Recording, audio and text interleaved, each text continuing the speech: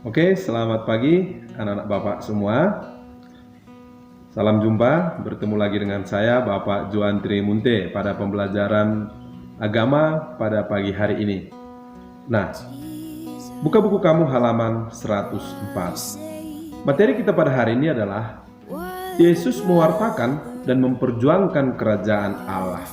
Nah, pada pembelajaran sebelumnya kita telah membahas tentang Kitab Suci Perjanjian Lama, Kitab Suci Perjanjian Baru, dan tradisi gereja.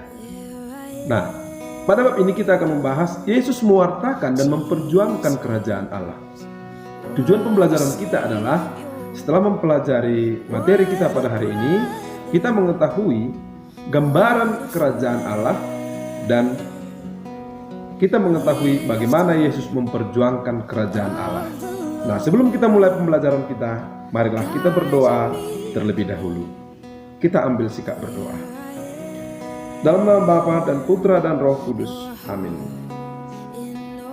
Allah Bapa Maha Kasih, seringkali kami merasa prihatin atas kondisi masyarakat kami yang masih diwarnai perseteruan, kesewenangan dan keserakahan.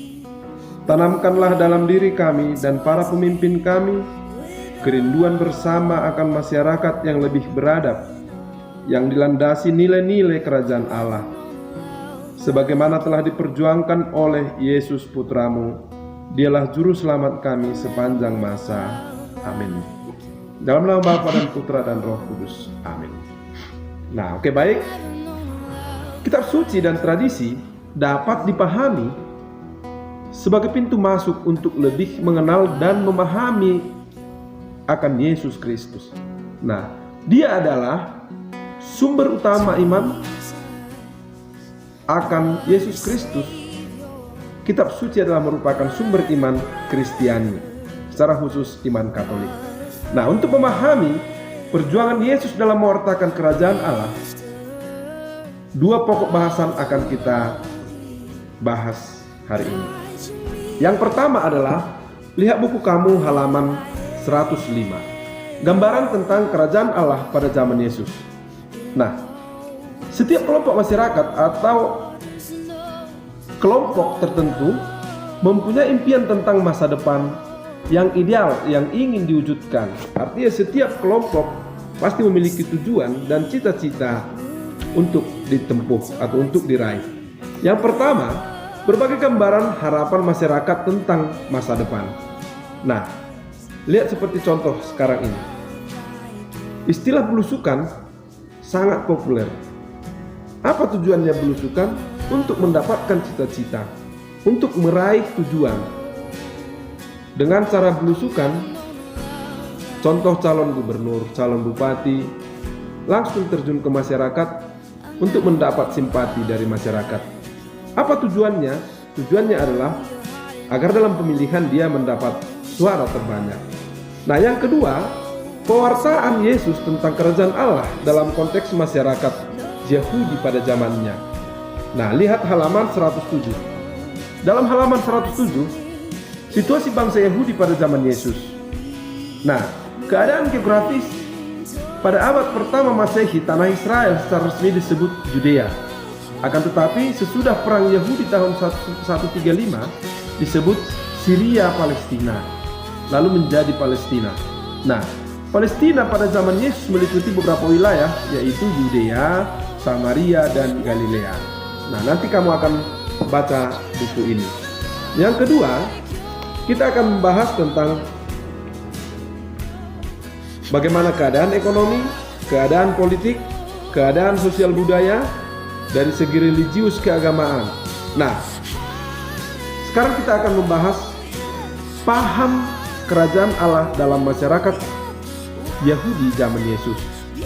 Konteks dan latar belakang situasi yang ada dalam masyarakat sebagaimana diuraikan di atas secara langsung maupun tidak langsung berdampak pada munculnya berbagai paham kerajaan Allah pada zaman Yesus. Paham kerajaan itu dipengaruhi oleh paham kelompok tertentu atau budaya-budaya tertentu, dan juga dipengaruhi oleh kepentingan tertentu. Inilah beberapa paham kerajaan Allah yang muncul ke permukaan. Yang pertama, paham kerajaan Allah bersifat nasionalistis. Yang kedua, paham kerajaan Allah bersifat apostolik. Paham kerajaan bersifat legalistik. Nah, anak-anak Bapak semua, tadi ada dua topik yang harus kita bahas. Yang kedua adalah Yesus mewartakan dan memperjuangkan kerajaan Allah.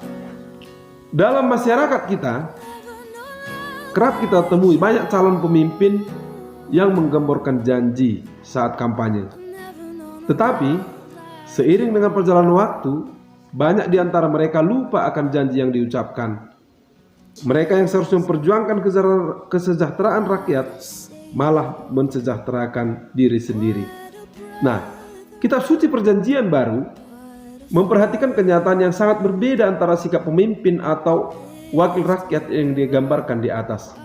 Sikap Allah, sikap Yesus dalam memperjuangkan, mewartakan, dan mewujudkan kerajaan Allah. Yesus tidak hanya menyampaikan pengajaran melalui kata-kata maupun perumpamaan, melainkan juga melalui tindakan konkret. Nah, itulah perbedaan antara manusia atau antara calon pemimpin dengan Yesus. Ketika calon pemimpin menjanjikan sebuah janji, itu belum tentu ditepati. Tetapi kalau janji Yesus, janji Allah kepada kita, itulah bersifat konkret dan akan ditepati.